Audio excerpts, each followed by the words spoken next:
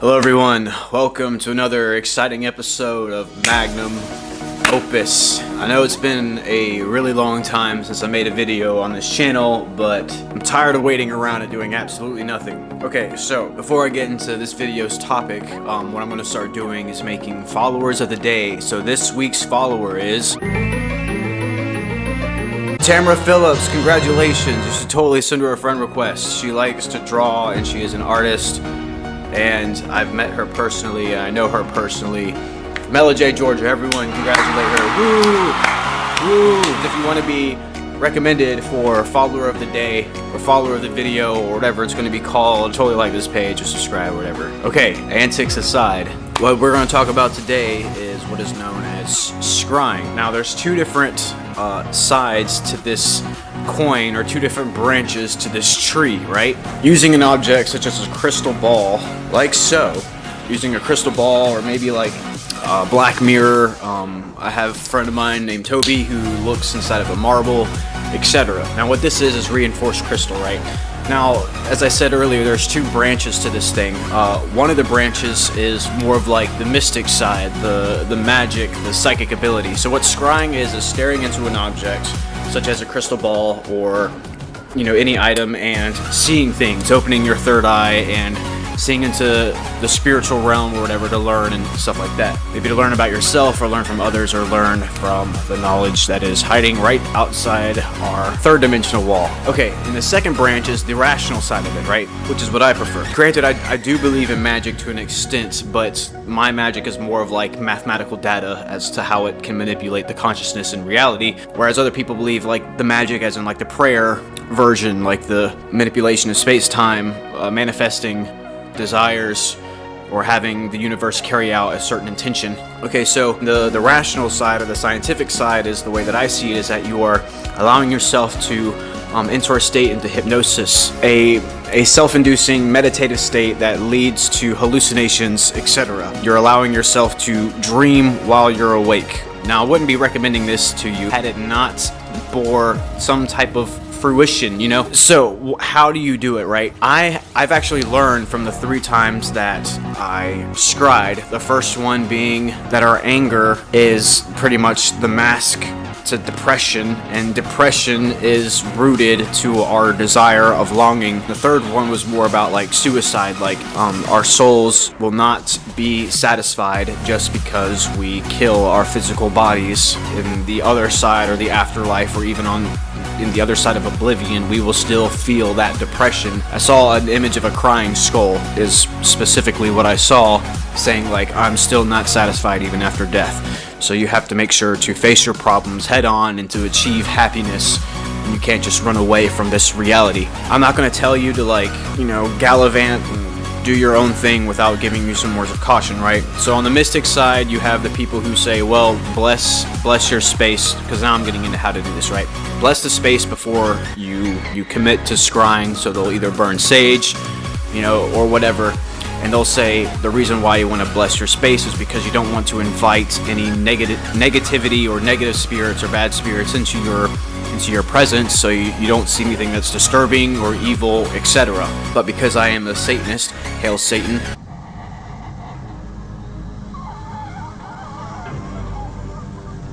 but the way that I see it is that I don't even bless anything, because to me, inviting in whatever is there, negative or positive, is still something that's good to me, because I'm inviting an entity that's living. And if I can find an entity that's living, it's like holding on to a source and then finding like its string, like where are you coming from, and then finding its plane of existence. So that's the way that I see it. Okay, so now how specifically do you do it? The way that I would recommend doing it is either play music or have headphones on, to where it's just like, you know, very serene, meditative music. My choice of music was dubstep meditation music, so it was like a very low rumble, meditative music. I had a very dimly lit room, and I would just stare into it. I stared into it, and I let my vision kind of gloss over, right? A lot of people will be like, oh, transfer the energy from the front of your forehead to your shoulders, to your elbows, to your hands, and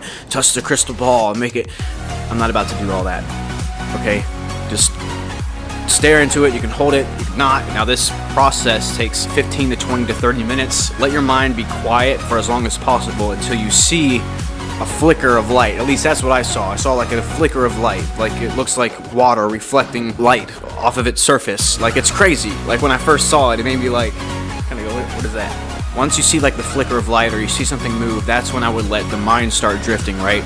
Because what happens is that the visions in here will slowly start to like bleed out into visions out here. And I've seen, the second time I did it was really different from the first and third time. It wasn't really like spiritual vision or some type of symbolic message. It was more of like seeing like the universe's fabric. It's hard to explain, but it's weird. Because the more visions that I had, the more relationship I've established with an inanimate object. I love this thing. I totally recommend it. You'll actually like learn some stuff, and if you end up doing it, it doesn't have to be like something huge like this. It can be anything.